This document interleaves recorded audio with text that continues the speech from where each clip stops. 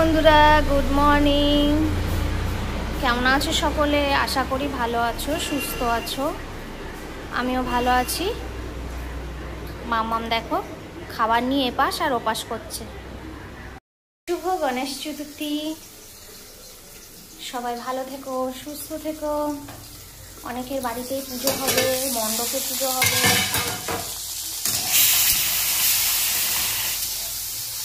আমার এদিকে রান্না চলছে আর হচ্ছে মামাকে খেতে দিয়েছি, ও খাচ্ছে ওটস আর আমি একটু কিছুক্ষণ পর খাবো পাউরুটি। তো সকাল থেকে তো রান্নার দিকে আসতে হবে, ওদিকে রান্নাবান্না চলছে, ঘরে টুকিটাকি বাসি কাজকর্ম কমপ্লিট হয়ে গেছে।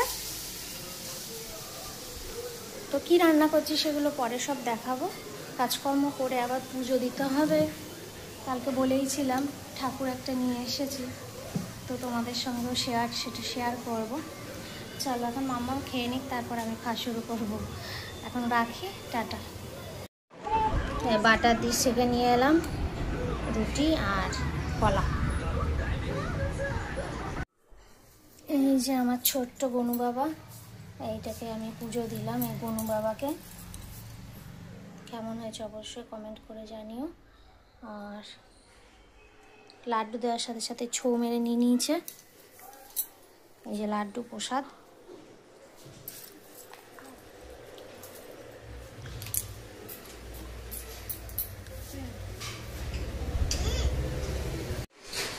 ঘড়িতে 1:05। খেতে বসবো। রান্নাই হয়েছে আজকে ভাত, উচ্ছে ভাজা, মুগের ডাল,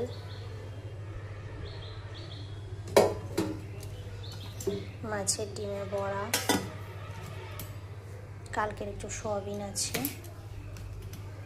এটা মামামের জন্য একটা মাছ ভেজে রেখেছি, যদিও মাছের ডিম না খায় তার জন্য। ঢেঁড়স পোস্ত আর লোট্টা মাছের ঝোড়া।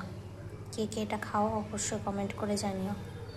মামামকে খাওয়াতে বসালাম। আজ একটু দেরি করেই বসাচ্ছি, 9:05। সন্ধ্যার দিকে একটু খেয়েছিল পাউরুটি, বাটার লাগিয়ে খেয়েছিল। তারপরে ওর পাপা এলো, তো ওখানে চা করে দিয়েছিলাম, তার সাথে একটু পাঁপড় ভাজা খেয়েছিল। তো ওই জন্য একটু দেরি করে বসালাম খাওয়াতে।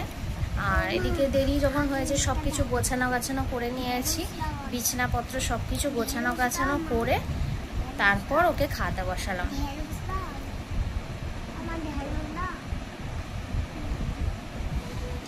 তো ওকে খাইয়ে নিই। আর সেরকম কোনো কাজকর্ম কিছু নেই।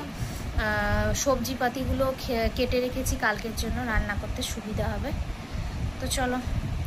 আর আমাদের রাতের আজকে ভাত, যেহেতু ভাতের আজকে রান্নাবান্না সব করে নিয়েছি, তা আজকে ভাতই হবে, আজকে আর রুটি নয়।